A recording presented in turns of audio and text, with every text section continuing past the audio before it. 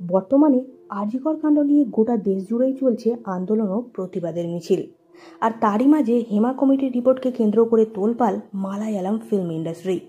সম্প্রতি পরিচালক রঞ্জিতকে নিয়ে মুখ খুলেছেন অভিনেত্রী শ্রীলেখা মিত্র।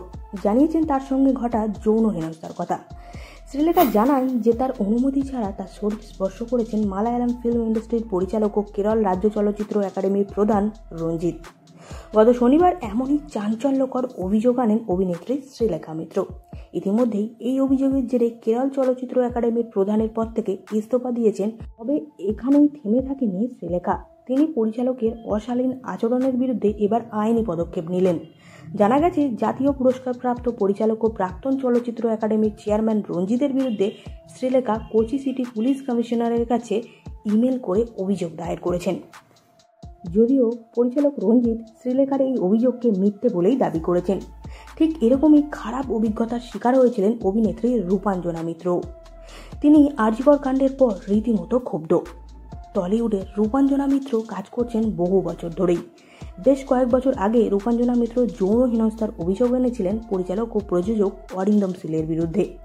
সেই সময় রূপাঞ্জনা জানিয়েছিলেন, স্টার জলসার ধারাবাহিক ভূমিকন্যার কাজ করার সময় তিনি প্রযোজকের কাছ থেকে এমন কিছু ইঙ্গিত ও খারাপ আচরণ পেয়েছিলেন যা যে কোনো নারীর পক্ষেই অসম্মানজনক।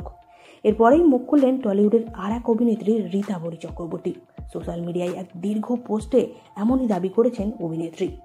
বলা বাহুল্য, মালায়ালাম ফিল্ম ইন্ডাস্ট্রিতে ঘটে যাওয়া যৌন হেনস্থার ঘটনাকে কেন্দ্র করে রীতাবরী জানান, শুধুমাত্র মালায়ালাম ফিল্ম ইন্ডাস্ট্রি নয়, এই একই অপরাধের শিকার টলিপাড়ার অভিনেত্রীরাও। সেই তালিকায় রয়েছেন খোদ তিনিও। এই বিষয়ে দ্রুত তদন্ত শুরু করা উচিত বলেই মনে করছেন অভিনেত্রী। আর সেই কারণেই সমাজ মাধ্যমের হাত ধরেই মুখ্যমন্ত্রী মমতা বন্দ্যোপাধ্যায়ের দ্বারস্থ অভিনেত্রী রীতাবরী চক্রবর্তী। অভিনেত্রী রীতাবরী চক্রবর্তী সোশ্যাল মিডিয়াতে একটি লম্বা পোস্ট করেন। সেই পোস্টের ক্যাপশনে মুখ্যমন্ত্রী মমতা বন্দ্যোপাধ্যায়কে ট্যাগ করে অভিনেত্রী লেখেন, দিদি, আমাদের ইন্ডাস্ট্রিতেও তদন্তের প্রয়োজন আছে এবং সেটা এক্ষুনি। এর মধ্যে আরও একটি ধর্ষণ বা যৌন হেনস্থার ঘটনা ঘটে যাক, আমরা কেউই চাই না। তিনি আরও বলেন, রূপলী দুনিয়ায় রয়েছি বলে পুরুষেরা আমাদের পণ্য বা তাদের যৌন তৃষ্ণা মেটানোর মাধ্যম হিসেবে দেখবে, সেই অধিকার কারণেই। বিনোদন জগতের এরকমই নতুন নতুন আপডেট সবার আগে পেতে চ্যানেলটিকে সাবস্ক্রাইব করে সঙ্গে থাকুন।